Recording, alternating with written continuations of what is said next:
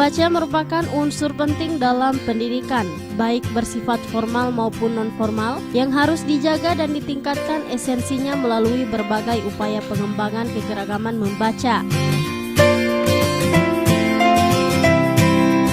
Salah satu upaya pengembangan kegemaran membaca, khususnya di kalangan anak-anak pada jenjang pendidikan SD dan madrasah ibtidaiyah, melalui lomba bercerita yang dilatar belakangi dominasi anak-anak yang lebih suka menyaksikan audiovisual daripada membaca.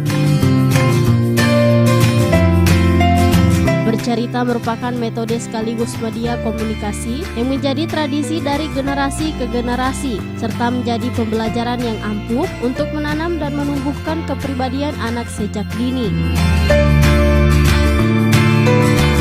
Selain itu, lomba bercerita ini akan melatih dan membentuk mental siswa agar memiliki kemampuan berbicara dan berekspresi yang membutuhkan dukungan penuh dari orang tua dalam membiasakan anak untuk membaca.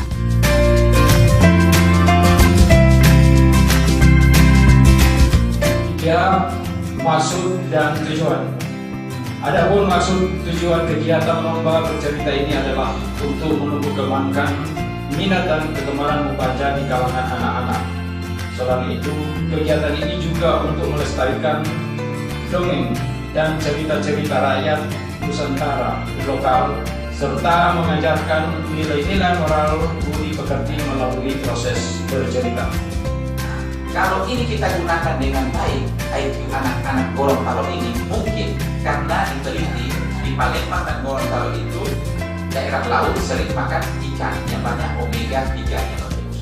Makan ikan, dia ada makan ikan, ada makan ikan, banyak makan ikan, jangan makan itu yang goreng-gorengan yang seperti itu, yang apa saja cepat. Tapi kita harus makan ikan karena mungkin kan kita makan ikan proteinnya tinggi sehingga kita orang Gorontalo itu sangat pintar.